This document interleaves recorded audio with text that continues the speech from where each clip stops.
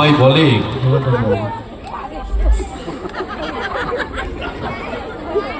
বলছি যে সবাই বলে আমার এখানে এসে খুব ভালো লেগেছে। এই চোর আর পুলিশ ছাড়া রাত্রি 1:05 কে বাইরে আছে? আরে বাবা, তো পড়া সামলে নেবে পুরো একদম। এবার ভোটে নাম উঠেছে, এসআইআর ক্লিয়ার আছে তো তাদের। তো সবাই বলে আমার এখানে এসে খুব ভালো লেগেছে, এরকম বলার কোনো কারণ নেই। দেখুন, আমারও একটা বাড়ি আছে। আমি এসছি আজকে খুব কাছ থেকে। আমার শ্বশুর বাড়ি হচ্ছে হাওড়ায়। তো তাদের বাড়িতে 5 দিন ধরে বাসন্তী পুজো ছিল, তো আমিও ছিলাম সেখানে। তো আজকে ছিল বিসর্জন, সবাই আমরা জানি।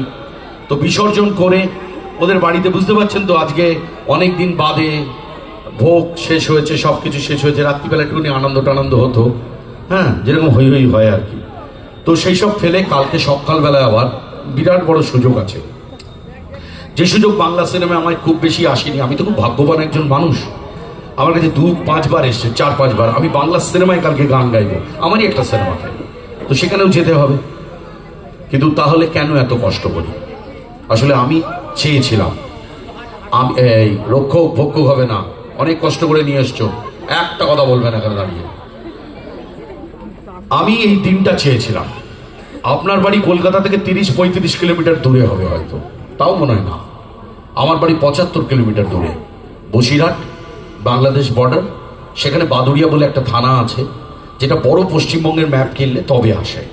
আর আরবালিয়া গ্রাম মোটে কিছুতে আসে না, খুব বর্ধিষ্ণু গ্রাম, বড় বড় মানুষ জন্মেছে। আপনারা বলছেন না এটা মফস্বল, এটা গ্রাম না। গ্রাম আমি চিনি, আমি রোজ গ্রামে যাতায়াত করি, তো একদম গ্রামের ছেলে।